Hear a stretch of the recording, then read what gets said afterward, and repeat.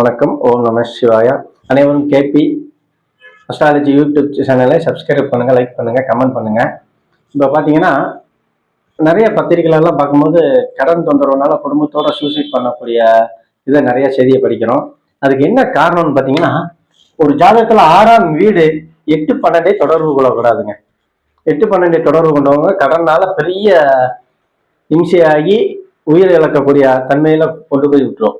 இப்போ எதனால கடன் வாங்குறாங்க பாத்தீங்கன்னா, ஒண்ணு சொந்த தொழில் பிசினஸ் அதனால வாங்குறாங்க. அதுக்கு பாத்தீங்கன்னா 7ஆம் வீடு, ஒரு ஜாதகத்துக்கு வந்து சொந்த தொழில் சொந்த பிசினஸ் நல்லா இருக்கணும்னா 7ஆம் வீடு தான் பார்க்கணுங்க. 7ஆம் வீடு 5, 9, 8, 12 தொடர்பு கொண்ட ஜாதகர் சொந்த தொழிலே செய்யக்கூடாதுங்க. ஏன்னா இந்த அமைப்புல இருக்கிறவங்க முதல்ல போட்டு சொந்த தொழில் செய்யும் போது அதனால பெரிய கடனாகி தற்கொலை பண்ணக்கூடிய சூழ்நிலை உருவாகிடும். 4ஆம் வீடு சொத்து, அதாவது சில பேர் பார்த்தீங்கன்னா அப்பார்ட்மெண்ட் வீடு இதெல்லாம் நிறைய லோன் போட்டு வாங்கிடுவாங்க.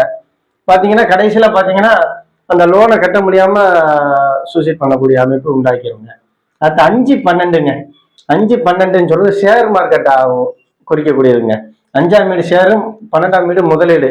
நிறைய பேர் ஷேர்ல போட்டும் சூசைட் பண்றாங்க. அதுவும் பார்த்தீங்கன்னா ஒரு ஜாதகத்தில் 5ஆம் வீடு 8-12, 12ஆம் வீடு 8-12, அதாவது 5ஆம் வீடு ஷேரை குறிக்கக்கூடியது, 12ஆம் வீடுன்னு சொல்றது முதலீடை குறிக்கக்கூடியது அப்படின்னு சொல்லும்போது இந்த ஜாதகத்துல வந்து 8-12 தொடர்பு கொண்ட ஜாதகர்கள் வந்து ஷேர்லயும் முதலீடு போடும்போது அவங்களுக்கு பெரிய லாஸ் ஆகி கடன்ல இதாகி சூசைட் பண்ணக்கூடிய அமைப்பு ஆயிருங்க. தயவு செய்து இந்த மாதிரி அமைப்பு ஜாதகத்துல இருக்கிறவங்க இந்த விஷயத்துல எல்லாம் கவனம் செலுத்தி இருக்கிறது நல்லதுங்க. நன்றி, வணக்கம்.